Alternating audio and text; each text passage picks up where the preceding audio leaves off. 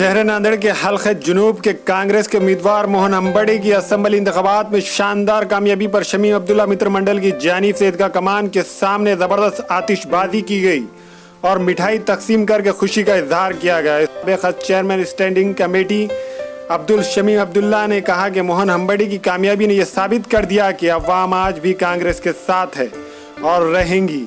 इन्होंने कहा कि मोहन अंबड़ी किसान घराने से ताल्लुक़ रखते हैं, वो शहर की तरक्की के लिए काम करेंगे। इस मौके पर कारपोरेटर मोहम्मद नासिर, अब्दुल हफीज और शमीम अब्दुल्ला मित्र मंडल के जिम्मेदार आतिफ अब्दुल्ला और दीगर जिम्मेदारान मौजूद थे।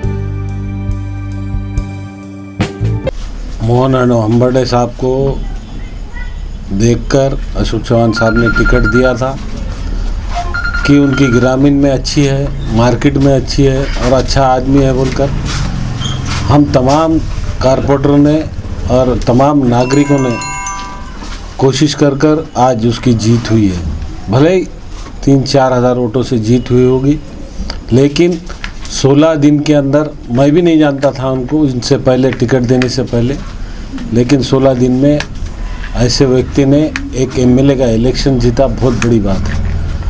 और तमाम नांदेड़ दक्षिण के लोगों ने एक एक वोट उनको डालकर जीत हासिल की उन्होंने। इंशाल्लाह उनसे जो भी काम होंगे हम उनके मनवा कर उनसे काम करवा कर लेंगे।